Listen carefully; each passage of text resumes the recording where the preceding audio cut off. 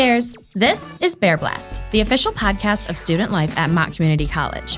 Whether you're new to campus or have been here for a while, this is your spot to catch up on what's happening, hear real stories from students and staff, and find new ways to get involved. From events and campus tips to student success stories and special guests, we're here to help you make the most of your time at MCC. Let's get started!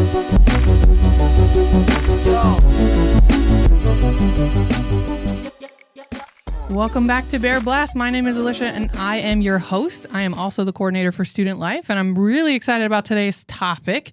But before we get into that, I wanted to introduce to you yet again another group of students that have come here to talk about this topic with us today. And as you probably could have predicted, yes, they are from this President's Student Advisory Council, now known as the Student Presidential Advisory Council. And we are excited because we get to talk about technology today. So what I want you guys to do before we get started is just tell me a little bit about yourself. Who are you? Obviously, your name, and then your major, and then tell me when you plan to graduate. My name's Jacob Baker. I'm in the dental hygiene program. I've been at Mott for about 2 years, and I plan to graduate next year. All right. Well, welcome, Jacob. This is your first time on the podcast, so yes, we'll be very eager to hear all of your expert opinions on this topic. No pressure. Hi, I'm Julia. I'm a baking and pastry arts major, and I'm graduating this spring. Woohoo! Woohoo! You excited? Did you apply for graduation yet? Heck yeah! All right, I'm ready. That's nice. Anybody else? You're coming back? You're gone. So wow, we have triple threat here. All right, go ahead. Hi, my name's Nick. I used to go to Mott. I was an alumni. I'm an alumni now. I just transferred to Rochester Christian. I used to be on the Presidential Student Advisory Council, or what is it now? The Student Presidential Advisory Council. They flipped it around. Yeah, so I was there before they flipped it. Yeah. Now I'm going to Rochester Christian, and I'm a business management major. I didn't know you were at Rochester Christian. That's the college that I went to. Oh, you did? I did. I graduated with my bachelor's from there. So look at us. We'll be alumni together. Wow. It'll be fun. All right. Well, welcome, guys. Thanks for agreeing to be a part of this week's episode. And I'm really excited about this one because the title is Innovating for Tomorrow, the Technology and Students. So what we want to know today is a little bit about what technology you use. And I know in our last episode, we talked a little bit about more on the social end, so social media, things like that. And this is more or less about technology and more well-rounded opportunity. So like, what do you use for classes and how do you plan your day and, all those types of things. And so I'm really eager because I know me being much, much older than all of you. Definitely I use very different technology than what you use. And I think a lot of the students from today can relate a little bit more to your perspective. So we're eager to hear a little bit about what you use on the daily basis, and maybe if you have some recommendations for everybody else. So, getting right into it, my first question is: how does technology impact your daily life, both academically and socially? Well, I would say academically, it helps me with studying, and for example, Quizlet. I use a lot of Quizlets to study, flashcards that I can go through when I'm at the gym and just go through the flashcards. I'd say at my house, I don't use too much technology, just like TikTok, Yeah. That's all it is, really. That's because we all get sucked into TikTok when we're at home, right? Takes too much time. But wait, you use flashcards at the gym? Yeah, because it's just That's it's impressive. on my phone, and just sitting in between sets, I can just scroll through the flashcards. And it's really easy. It's just okay. Wow, fitting it in wherever you can. That's commitment. It is. I definitely have. I'm not a part of the electronic different flashcards or notes. Everybody said that they have a lot more notes on their phone or index cards. That's the other one. There's digital index cards now, and I was like, I did not use that. That didn't exist when I was in school. So that's interesting because I'm thinking that you're at the gym, I don't know, taking a note card and sticking it in the handlebars of one of the machines or something, but digital makes more sense. Yep. All right. How about you guys? I have just been learning all of the different opportunities with the Google Calendar. All right. It's so amazing to That's me. my favorite. And so whenever I get a meeting invitation or a Zoom invitation, and planning wise, to be able to kind of sync those all together and have it put onto my Google Calendar, it makes everything so much easier for me. So I can just be at work or at school and open up that calendar and I'll have everything already written down for me. I'm not carrying a physical planner Right. and opening that up if it's not in a convenient place to do that. Mhm. I don't have to have a pen on me. And being like a sticky note person, a lot of my notes have transitioned over to being digital. Yeah. And to have everything already written down, like through emails or Google Chat or Mhm. anything like that, makes it a lot easier for me to carry it all with me all the time. Yeah. No, that's a good point. I noticed that a lot of people do the more digital era of like carrying an iPad if you're financially able to do that. But if you're not, then a lot of the other things like Kindles and things like that, people have put their books on there, and that's definitely not something I had either. So I like it because it slims everything down. You're not carrying a ton of things with you when you go to school. So that seems very convenient to me. And I love Google Calendar. That was something that our administration decided to pivot towards, I think pre-COVID. And it has really helped us out a lot because now we can see when everyone's busy because we can like look your name up, which is pretty cool. That's a little spying, but that's okay. But it works in your favor when you got to schedule like meetings and things like that too. So that's nice. So I really love like the whole Google suite Yeah. of like As a whole, Google yeah. Docs, Google Slides, etc. Yeah. I don't like Word anymore. I used to use Word all the time. I think it's a scam that you have to pay a subscription for it. I agree. Refuse to do that. It's free with my school, but I still have Right. moved away from it. Out of because- solidarity, you're like, no. Yeah, I'm not using that anymore. But it's just being able to like just hit a button that says share, and then I can share it to all the people I'm working on a project with. Right. And that we can work on it on the same time, and that I can see exactly what they're doing. So I know, okay, they're doing that part, I can do this part, and so on. That I really like. You can do that with like Google Slides, which is like PowerPoint. You can do that with, Word documents. And then you can save them in any format you want. Mm-hmm. It's not just a Google Doc. You can save it as a Word document. You can save it as a PDF, etc. I really like that. Yeah. Yeah. There's plenty of different formats that you can do that. I don't think that we probably couldn't do that with Google back when I was in school either. But like the idea that Word was very limited on the type of file that you could download was kind of not necessarily crippling, but it just made things harder. And I think Google does a good job with kind of giving you multiple versions of things that you can download. But I do like the idea of being able to do projects like live with each other, but you don't have to be in person. That was like mind blowing when that came out. And it's free. It's exactly. free. Yeah. So it's nice to be able to see like the progress with the technology that's come out today. Cause it's definitely, even just in like the last 5 years, there's new stuff that like everybody knows about ChatGPT, obviously. Yeah. We don't recommend using that for school. So don't think that that's what we're talking about. But what I will say is that I know a lot of people use that, and that is that's blown up in the last 3 years. Like it has not even been a thing up until that point. So it's been wild to watch people just grabbing the most recent technology available to them and just implementing it into their daily lives without even realizing that it's happening, right? Because like for me, I do that for just about anything. Like if I need a recipe, I'll go on TikTok and I'll be like, give me the best 30-second recipe you can give me, because I have a very short attention span now. I think a lot of us do. But I think that it's helpful and it can be hurtful sometimes. But having stuff that will help you directly with your academics, like being able to say if you have like an online class and you've never met each other in person, having that ability to edit documents live like that and being in the same thing and telling everybody like, hey, I think you should do it this way instead of that way. That's It great saves a lot of innovation. time too. Yeah. And sure. gas. And gas.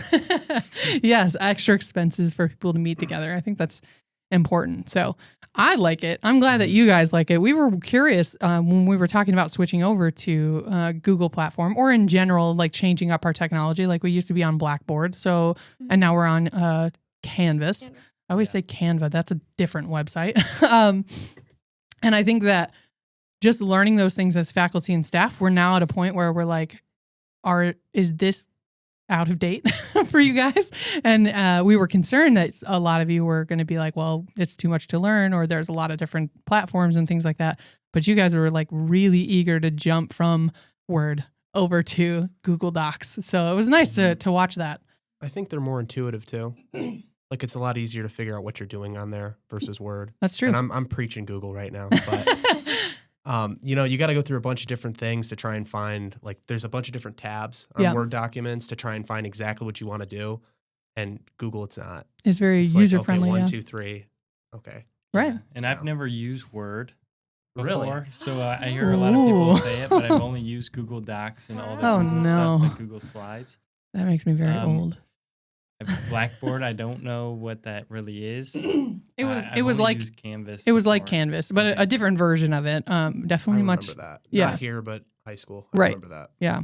I didn't even have any of this in high school. So. Yeah, the whole COVID kind of transitioned everyone into online submissions for assignments Right. and that kind of thing. So when It's I a was in high slippery school, we slope. never submitted anything digitally. So this is all like college era for me. hmm But it's interesting that we can, you can start that and start using Blackboard or Canvas or something like that before you're even out Right. of high school. And Yeah. I think that makes the transition easier also. Yeah. So now that we know, obviously, that technology is beneficial, what are some of the things where it can be a hindrance to you as well? So, like, we know having the technology post-COVID where everybody was essentially forced to use the stuff that they didn't know much about and now know everything about. I've seen, and maybe you've seen this too, but I've seen a lot of people lean on it more than they probably should because they're like, oh, well, I don't have to go to class in person. I can just do my assignment online. So to me, I feel like sometimes it can get in the way as well. So do you guys feel like that as well? Yeah. I think ChatGPT, I would say, for an example, I was just using it the other day for my Quizlets, and it actually took a whole PowerPoint and it broke it down into a bunch of little flashcards for me, so I could just pop them over into Quizlet, and it was a lot faster. But I think we noticed when we were going through them, there were some things that were off. Yeah. So just relying on ChatGPT, I don't think is a great idea. Right. But Yeah, and that's one huge thing about misinformation today. A lot of people say, "Oh, well, it's just easy. Just use, Quizlet and use this and use that because it'll be so much faster for you." Well, sometimes you're fed incorrect information. Yeah, for sure. And of course, there are big checks and balances out there now for technology like ChatGPT, where professors are on it these days. They know they have the right software that can double check to see if you're plagiarizing, and you really need to be on your game and making sure that you are actually writing your own material because that's important. You need to actually go to college and do your assignments so that you know that you're learning. We don't want you to be out there asking some robot to do it for you. That's probably not a good idea. And that's another big concern with that too, is there's plenty of people that are in, let's say, medical programs, et cetera, that are, using ChatGPT all the time. And okay, when you get out and you're a doctor, right? I don't really want to have to worry about, we're using that. Is this and now a ChatGPT education? And that entire age group now, I personally am going to be a little concerned. I think I'm going to be leaning more towards, okay, I want a doctor that's 45 plus. Right. Not just got out of school just because of that. Yeah, no, that's a good point. And it does skew your opinion based on age group, which it kind of is terrible for us because we have done a lot of advocating for younger generations and saying, well, you just don't give them a chance. Well, there are some times where we're like, maybe we should also be slightly concerned especially when it comes to technology, because that's taking over everybody's lives right now. Mm-hmm. I think that the big is just the trust factor. Okay, ChatGPT made this for me, or this is what I read online, but is this true? Right. I need to kind of proofread it and see, does it make sense? And is this actually the correct information? I feel like we just can't 100% trust everything that is just given to us in 2 seconds. Right. Definitely not, because as you mentioned, I mean, there's tons of misinformation out there, and you don't want to get an imbalance of information either. It's not even really just about the assignments. It's about other things as well, especially when it comes to like public information, things like that, stuff about your community. You want to make sure that you're getting it from an authentic, realistic source that is actually going to give you the correct information. Yeah, you can pretty much find whatever you want something to say online. Right.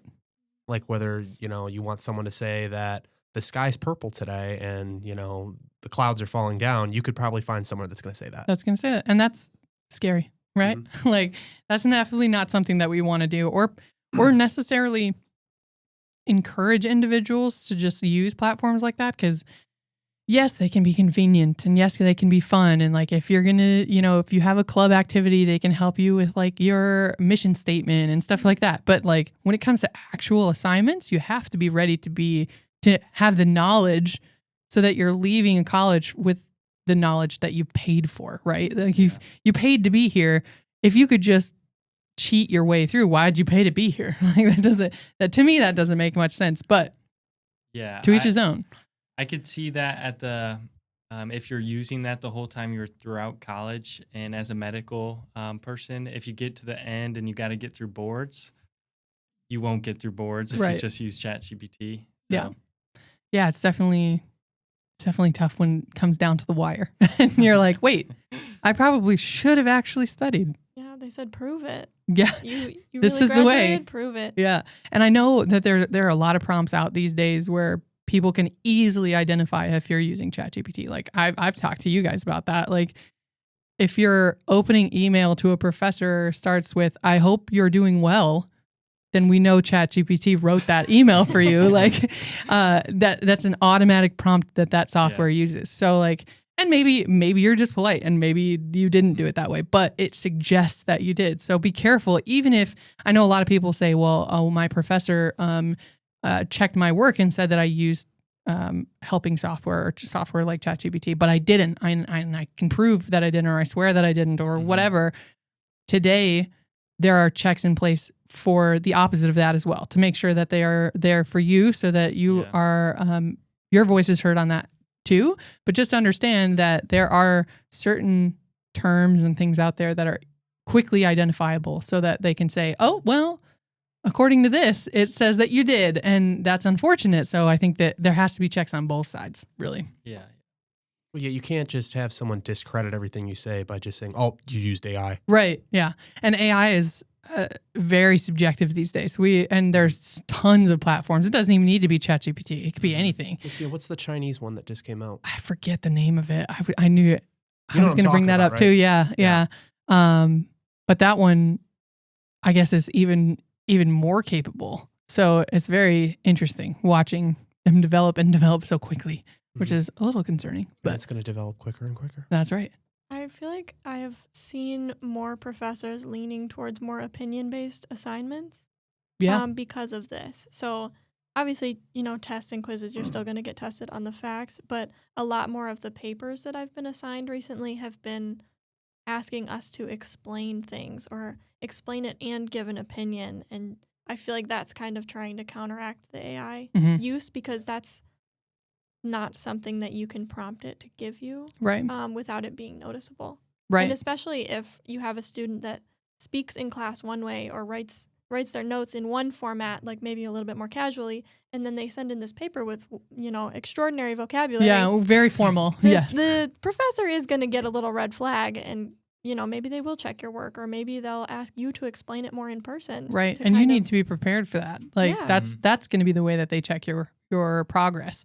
And not being prepared is an immediate red flag. And they're going to be like, hey, now I think you might have gotten some assistance from somewhere. Can you explain this word to me? Right. Yeah. Oh, yeah. If you use large vocabulary, make sure you can back that up. That's for sure. Another question I have for you guys is, do you feel that online learning platforms enhance or hinder your educational experience? Both. Both? How? It makes it easier to turn things in. It makes it easier when you're like, let's say you have to miss class for some reason. Sure. You can tell your teacher why, and then, you'll get a response back, and they're not just thinking, oh, this guy's skipping for whatever reason. But it also hurts because I remember a time when if you didn't have your thing done, you could just skip class and then turn it in the next class. Yeah, get extra time. Yeah. I do know that it's very similar for like snow days today. Well, for those that live in Michigan or where we are, or perhaps in a snowy state, like you had a snow day, then you didn't have class and you didn't have assignments, and now it doesn't matter. when I was in high school, they started doing that, where it's like, oh, we've had 2 snow days this month. Oh, you're getting homework now. And they would make you turn stuff in on the day you had off. Yeah. And it's just like, you're kind of looking at your thing like you're like, really? Yeah. Like this used to be a time where you'd have peace, you'd look forward to it. Now it's like, no, you're getting more work. Right. Yeah, it's hard to celebrate the snow day anymore. 'cause Exactly. I don't trust There's that I'm no free. going out, no sledding now, no hot chocolate type situation. You're inside and you're doing your schoolwork regardless, which is unfortunate. And it's unfortunate for faculty and staff too. I think not that we always want snow days because it kind of backs up the calendar and it gets harder for them to complete, grading papers and stuff like that. Or in our case, in student life, like we've canceled 2 events this year based on weather, and like that stuff is really unfortunate. But like the idea that you get a break for a day and you're like, wow, that was unexpected, but it was nice. You regenerate a little bit. Now that doesn't exist and you still got to do your work. So it's sad, but I definitely think that that's not going away anytime soon. So, another question I have for you is, what role does social media play in your specific academic and your social life? So like what types of things do you use on a daily basis? Maybe you have, like you mentioned, Google Calendar, and you use that for school and outside of school. What other things do you use? Some productive technology things. Like obviously we know we all use like TikTok and Instagram and all that stuff. But what else do you use? I really rely on Quizlet. If I'm not doing Quizlet, it's just their slideshows when I'm studying at home or at the library here. Okay. But yeah, that's basically all I do. That's nice. What about you guys? I know a little bit more of a creative perspective, being in the culinary building, and we have a lot more creative-based assignments about, okay, well, here's what we're making, but you get to pick the flavors. And so I tend to go to social media for ideas if I don't have any myself. Maybe I'm following a restaurant and they posted their new menu. I said, oh my gosh, I didn't think of those 2 flavors together. Like now I want to try that. And so it's not an informational or organized, but I am still getting ideas and benefiting.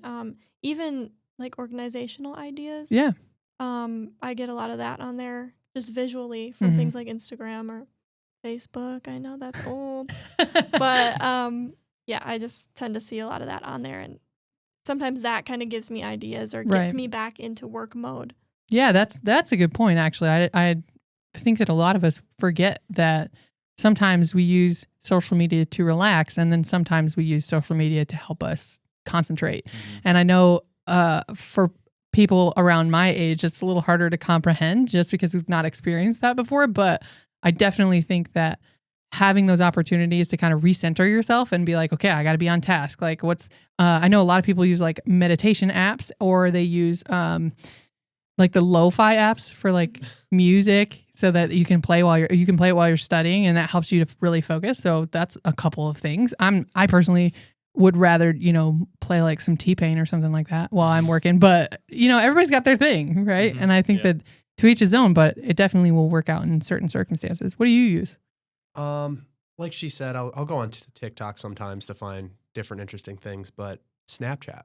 So you're a Snapchat user. I have everyone uses Snapchat, but oh, do they? Most people I know. But I have a ongoing like semester long project in my marketing class. Okay. And so I have a group chat on Snapchat with all the people that are in my group. And so, the night before our assignments due, we're all scrambling in there, figuring out how to do it, what we need to do. But that's another thing with like saving time, saving gas. You don't have to go places. You just call them on there. Everyone's on there. And then, you start working on your thing, and then you send your stuff over on Google, whatever. And, works out. That's some deep use of Snapchat. Right I was going to say, could do all I was that like, all I know about Snapchat is that you can take a picture and then it disappears after someone looks at it. That's all I know. Well, so I have an Android. Oh, okay. And so, you're one of those. Yes. No, I was one of those recently. They're nice. They're fun. But, you can video call on there, and you can't, there's no like, right. What the heck's it called? FaceTime. FaceTime, yeah. Yeah, there's no FaceTime. So you video call on there, and you can have like, I have them for my teams too, because I wrestle at Rochester as well. And so everyone on the team is in there. There's like 30 plus people in there. You can video call with all 30 people that are on the team. So it's kind of cool. That is cool. I know that there are a couple of other things that we definitely use here that a lot of students use, like Discord. I was not a Discord user at all until very recently. And now I've gotten like the lowdown from a lot of different students. I can't believe I just said that. Yeah. You guys don't say lowdown. You've converted me to. Yeah, Discord is really interesting because I didn't really understand the whole concept of it. For those that are listening and have never heard of it, like I didn't, it's essentially a conversation platform, but it has a lot of different uses. So you can do things like video chat, and you can have different, like, I don't want to use the technical terms because they don't make sense to the average listener, but they have different rooms that you can be in that will have more conversation-based titles. So you can have things like, for student life, we have one for the staff. We have one for volunteer communications, and there are different rooms that people can drop into to get those, get that information. So I know a ton of students that use that, and a lot of our campus clubs and organizations use those as well. Yeah, I mean, I just started using that as well, maybe like a month ago. It's really nice. You can actually pop up your screen if you're on your computer, and so I could be like studying off my friend's computer while he's talking about it, and I could just be in the car, Right. Yeah, it's really nice. It's like this might not make sense to many people, but it's like a more modern version of Zoom, if that makes sense. What's funny about that is that it's been around longer. It has been around longer. Yeah. They completely sold during the pandemic. Yeah. We could all be using that right now, but I know. Everyone wanted to use Zoom, but yeah. Yeah. And I think that Discord is definitely, everybody uses it. It started as a gamer thing, I think. Yeah. And now I don't think that there's a single group that I'm a part of socially, like in person on campus or off campus, that doesn't use Discord. So it was definitely something that I had to learn because I was like, I don't know what this is. But I know that a lot of the students were talking about the fact that over COVID, especially if you were in high school over COVID, they all communicated on Discord, like socially. So school might not be using it as much unless you have some sort of social group that was at school. But like socially, everybody was on Discord talking back and forth because everybody was locked at home. So I thought that was really interesting. And I really like Discord. It's not for everybody. I know that. But it's easy to learn, I think. I personally think that. But that was one. And then the only other technology thing I can think of is like budgeting. So like in your personal life, I use a lot of different budgeting apps and making sure my finances are under control. And I know that some of our listeners, especially some of our younger college students, you're still at a point in your life where you might not have to worry about too many bills and things like that, which is great. Stay there, do that for a long time. As long as your parents will let you do that. But I definitely think that from my perspective, coming into it, knowing that my finances are under control is really a calming thing for me because I tend to get very anxious about money. So a lot of people have used Mint Mobile and whatever. I don't use that platform, but there are a lot of different things out there. Spreadsheets. I use a lot of Google Suite for my budgets and making sure I got things under control, but I highly recommend those if you don't already use them. But you know what? I'm sure that there are a lot of different things that we haven't touched on just because technology is endless at this point, right? Yeah. And I think that ultimately it's subjective and you can decide like the types of things you want to get involved in, and what works for you and what doesn't work for you when you're on campus or off campus or you're doing academics or you're doing some sort of sport or something like that. But I do think that being conscious of the things that you're allowing yourself to rely on is very important. So don't get too comfy with a lot of this new AI stuff that's coming out because there are going to be, if you can do it fast and easy, they can check you fast and easy. So make sure that you're conscious of those things because you want quality, right? Like we said, you're paying for an education. Get the education that you're paying for. Make sure that you know this stuff. Another question I have for you guys is, how do you guys protect your digital privacy and manage like your online presence? Because right now, I mean, you might not worry about this too much, but like, I know that's a huge concern for a lot of people nowadays because you can get hacked very easy, stuff like that. And so I was just wondering if you had any processes in place for you to kind of keep that. I know some people have certain apps that they like to use. Do you have any suggestions? Don't put anything out there that you don't want your mom to know about. That, I think, sums it up entirely, really. Don't put things on the internet that shouldn't probably be on the internet because, like you mentioned, it is very easy to get that information. And whatever it is, like you said, the sky's purple today.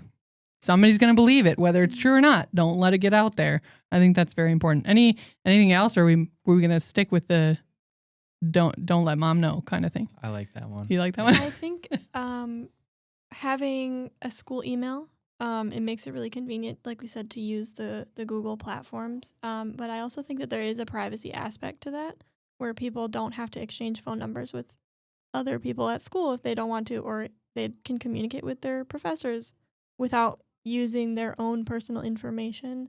I think that's important. And also, our school emails are monitored. So whatever you link to that, you should think about. Right. I've known a lot of employers or parents or just anyone that might not know a lot about you might look you up online and see, okay, do we want this person to represent our organization?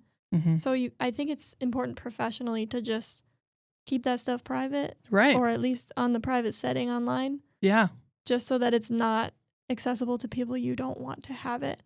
Right.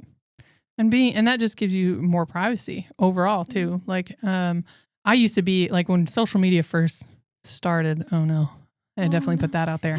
And Facebook was a brand new thing. I mean, MySpace, Facebook, etc. It was more about, just sharing information, and everybody involved was just dumping everything about themselves online. Like, we were just like, today I ate pancakes and bacon for breakfast, random stuff like that. And now it's getting a lot more concentrated, but I think that at least my generation, started to realize, like, not everybody needs to know your business, right? Like, sometimes we don't want to know what kind of, coffee or car you bought today, whatever. And it's not necessarily that it's a bad thing to share that information, but sometimes you just don't need to. And if it's out there, it could be a problem for you later when you're trying to get a job or whatever else. And I definitely know that I know some people who have lost their jobs based off of the things they've put online. So I think it's incredibly important for you to consider those things and making sure that, you understand everyone can see that. And no matter what year you put it on there, whether you were 16 and now you're 45, they can still see it. They will find it. And it's out there in the ether forever. So just be aware of that. Also, consider what is in the background of your photo before you post it. Right. Professionally or otherwise, maybe your work is seeing things in the background that you don't want them to see. Yeah. Like habits or people or anything. Yeah. Really. Be conscious of those things. That's important. Proofread those posts. Right. Exactly. Yeah. Another question I have for you guys is, and this one we kind of touched on a little bit, but what emerging technology do you think will help shape the future of education? Like, specifically education. So we already talked about the fact that ChatGPT is out there, AI is out there, and it's starting to shape the future of education. But is there anything else that you can think of, or is that like the biggest one? Is that what you think? So. I think that is the biggest one. Yeah. I think that one is kind of distracting us from some of the other potential things. Like, it used to be where it was like Snopes and things like that, where everybody was getting their information that might not necessarily be true. Or they were using things like Quizlet and stuff like that, where everybody was like, oh, you shouldn't use that because it's technically it's not allowed. And now it's got like tenfold since this stuff has come out. So I think that that's kind of overshadowing some of the other things that used to be out there. But how can faculty and staff support students in managing digital distractions? So obviously we always want to know what you guys think from your perspective when you're in class, or like maybe one thing that I can tell you for sure, and I'm going to speak for faculty and staff on this point. I apologize if this is not an opinion that you share, but we get extremely frustrated if we are on a Zoom with you all and you don't turn your camera on, and then we know you're not listening. we know you're not listening. So like, how can we mitigate some of these distractions and help you to engage more? What do you guys think? I mean, I know on Zoom now that a lot of my Zoom meetings, they have to have your camera on and they have to have you sitting up. So a lot of people will be laying in down. bed. Oh no. And you'll be like, they're like halfway asleep. It's like 8 a.m. Oh boy. Now we change to Right. looking attentive, That's right. Well, that's good. It's a little bit more strict on the requirements of participation. Anything else? We do have uniforms over at the culinary school, and Okay. so we're required on our Zooms to be in uniform. Okay. Even just in your chef coat, because we don't want to see your pajamas or your cat or you eating, Yeah. things like that. And we've had some frustrated instructors where they ask a question and there's just kind of a Nobody quiet pause. answers. There's Yeah. no answer on that Zoom. And they're like, I have to grade you on this for participation. Mhm. Like you have to be here and responding to me so I'm not talking into a void. And so I know that you're paying attention, Yeah. essentially. So I went to Catholic school in high school, and during COVID, when we had to be on Zoom, they made us wear our uniforms. They were like, if you Oh. don't, we're going to mark you down. Gotcha. So, which means like, yeah, I had to wear the shirt. I was wearing pajama pants, but like I had to wear the shirt. And then, after that year, they let us go back, but then they were doing like the contact tracing with quarantine and all that stuff. And they once again made you wear your uniform. And then that one, if you didn't do that, then they would give you detention Right. when you got back. So that was a Interesting. little bit of Built nonsense. up punishment But Right. yeah, pretty much. until when you came back and they just didn't. Yeah. So basically, Like years later, you're serving detention for. 40 detentions when you Yeah. come back. yeah. That's but- wild. Or they would kick you out. Yeah. And then you get marked down for missing class. Oh, okay. Okay. Kicked out of Zoom. Yeah, Yeah. they kicked us out of Wow. Zoom. I've got kicked out a couple times. Well, we now know that you were part of the problem. Well, yeah, because I was like, This is how you know all about this topic. yeah, I was like, I would get up and I wouldn't, I'm at home. You can't make me do that. Right. And so I remember when I was wearing a tie-dye t-shirt or something. Right. We were supposed to wear polo shirts and it had the school logo on it and stuff. And I got in an argument with my teacher over Zoom, and this was during the contact tracing thing too. So I was like up on like the projector. Gotcha. And I was complaining, and someone sent me a video of it. And then he was like, I'm going to kick you out if you don't do it. I'm like, fine. I was like, fine, I'm not doing it. No. And then I got kicked out. And then my parents yelled at me, but it's fine. The consequences of your actions. Oh no, like that. Yeah. That actually happens. It does. It In does front of happen. everyone else. That's It's right. funny. Yeah. That's right. And you gotta cause a scene. you gotta cause a scene. We don't recommend that you cause scenes. I should put that as like a disclaimer at the end. Don't do what I do. That's right. I know for a fact that like that is the ultimate frustration on, at least from my perspective, just that there's lack of engagement on Zoom, which is why I don't host a lot of things on Zoom anymore, especially post-COVID. Obviously, we were compliant and we were doing the things we needed to do to keep everybody safe during that time. But after that, our biggest struggle was to get people to actually come back in person. And so now I do most of the things in person so I can have your full attention. And not even just from me, but like from a student perspective, when I was in college, I felt like being present and acknowledging and answering questions was a sign of respect to my professor. Like, yeah, if I don't want to learn and I want to waste my money in college, fine, whatever, that's on me. But what you don't need to do is be rude and like be disrespectful to your professors, and like they're just trying to do their job and they want to teach you. Okay. You might not think that. You might think that this is just a routine for them, but they actually care and they want to be a part of your experience and helping you be a better person and like get the education that you're paying for. And so, but ultimately, if they're just talking to an empty room, then they're like, what is the point of me? Like, I might as well just sit here in silence for the next hour, and they're still getting paid either way. It's more or less about the fact that there's a lack of respect. So I highly encourage everybody who is participating over Zoom, at the very least, sure, you might not want to learn and you might not be in it for the day and you're just like, hey, I need a break or whatever. Just be respectful.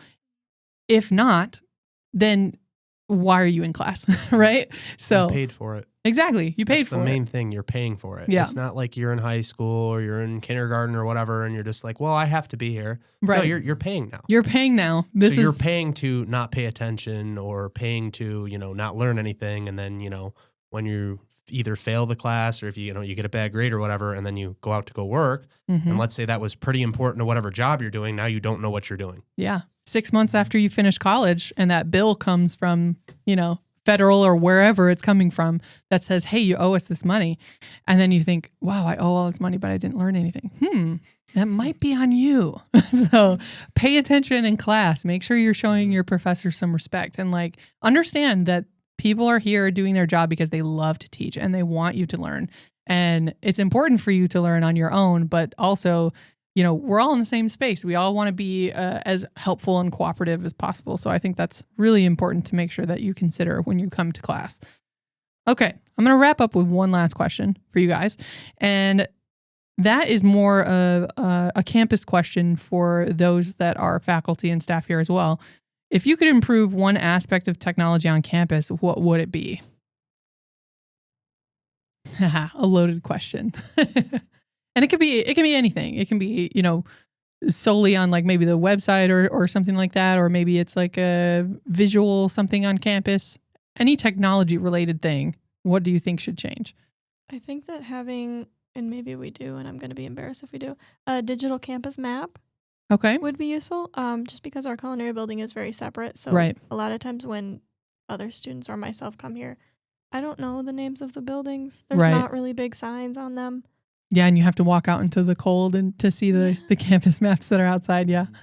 Okay, that's a good one. I don't believe at the time. Well, at this time right now, I think that they're actually working on an interactive digital map. I don't know if that's coming to fruition in the next little bit here or not, but I do think that's a good choice, at least to give some input on maybe having it more readily available. Okay, good. What else? I like the way we have our printing set up in the library. It's pretty easy once you figure it out the first time. But without using their computers, it's a little tough. I would say trying to figure out all those steps. I haven't been able to do it yet. So I just go into the library when I got a print and fill it out from Got it. So the printers randomly around campus that you can use are a little bit less user friendly than the library. Yeah. Okay, good to know. I might embarrass myself too. I don't know if they have this or not, but maybe a seminar for when people get here. When I went here, I had classes where there were people that were 60 plus years old. They've been working a job or whatever, and they're not really that computer competent. Mm-hmm. So maybe a seminar for them to come see what they're supposed to be doing before they start classes. Yeah. So the first week of every semester, so that they're not I don't know what I'm doing. And then they fall behind, and then it's well, there goes, $3,000-4,000 or whatever. Right. We do technically have a computer competency class, which is essentially something because you do have to test into a certain level. And if you don't make to that certain level, then you have to take this class. So we do have some things that can help remedy that situation. However, I don't think, having more is a problem. I think having some throughout the semester might be a good idea too. And maybe Student Life can host something like that. Maybe, I don't know. But I like your suggestions. I think that it's really important. I know that we've had this suggestion a few times and I think we did a technology survey either last semester or the one before with students asking about, what is it that you use most regularly? Is it helping your education? Would you add something different? That sort of thing. So we're definitely looking for answers to those questions just because we want to know, I haven't been a student in a long time, so I don't know what you guys are used to using or what is important to you. So I think having those options and hearing your perspective on that is really important. So we will pass along that information. Obviously, hopefully, maybe people in charge of IT are listening. Maybe. I don't know if we're lucky. But I do think that that's important. And if you guys have any other things that you would like to add in the future, we're always an open door in Student Life. We'd love to pass along the information. And those that are listening, if you have some suggestions on how we could improve technology on campus, you can always comment below, and we will pass along those questions to our IT office and see what we can do to help improve some of that stuff. So otherwise, we are unfortunately out of time. So I really appreciate your conversations today, guys. Thanks for coming and hanging out with us. And we're really looking forward to our next episode. So if you are listening and you'd like to continue to follow us and get some more information from Bear Blast about what it's like to be a student at Mott. Feel free to like, comment, and subscribe, and we will see you on the next episode. Go Bears. And that is it for this episode of Bear Blast. Thanks for hanging out with us. Be sure to follow us so you're always in the know about what's happening at Mott. And for even more Bear content, check us out on TikTok and Instagram. Just search for MCC Student Life. Until next time, go Bears!